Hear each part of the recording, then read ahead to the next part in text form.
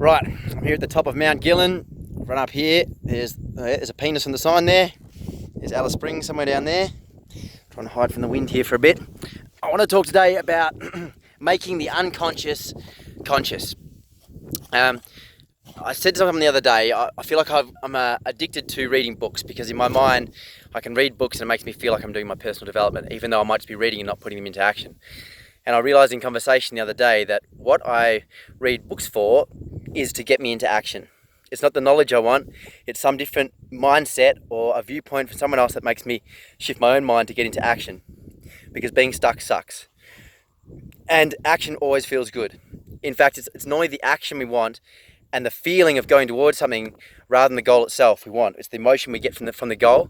It's going towards it that feels good. That's the part we actually want. And getting stuck is the part we normally hate. And the thing about depression or that low state is that we tend not to take any action because it feels like there's no emotion in the future. That's what it feels like for me anyway. I look into future goals and it feels like they're empty. There's no excitement, so why would I bother going for them?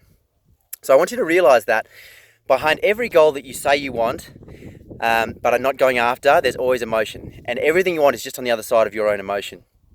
For example, if you're saying, I really want to have the perfect partner, or the well-paying job, or freedom in my job, or be an entrepreneur, in honesty, when you say those words to yourself or to someone, you'll find there's a lie behind it. There's emotion behind it. You might be like, I really want to find that dream partner, the dream girl, but there'll always be a little voice saying, but probably I don't think I deserve it.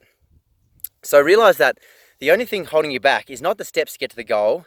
It's the emotion underneath in your body that's stopping you going forward. And that emotion comes from beliefs. Beliefs about not being good enough, beliefs that I'm going to get hurt if I go for it, beliefs that I might get hurt if I get it, or if I have success I might lose it. Underneath all emotion is beliefs. And once you can clear the emotion, you also clear the belief as well. So when I say making the unconscious conscious, normally what we're doing is living in autopilot. Our brain is trying to speed things up for us to stop us getting hurt. So I want to go for that goal, but the brain unconscious says, but last time you went for that, something like that, you got hurt. Or, what if you lose it? That'll really be painful. And the unconscious, rather than saying that to you logically, just makes you feel the feeling to stop you going for the pain. It's just trying to protect you feeling the pain.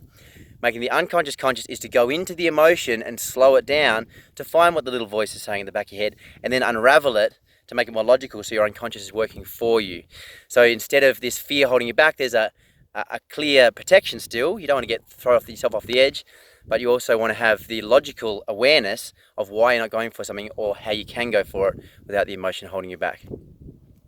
Not that easy to do, I understand that, but just begin to slow down and realize the things you say you want, when you say them out loud, you realize there's an emotion, sadness, anger, fear, hurt, something you feel when you say it, and you won't even be able to normally look yourself in the eye in the mirror if you try and say it yourself. All right, have a go at that. Have fun, homies. Bye.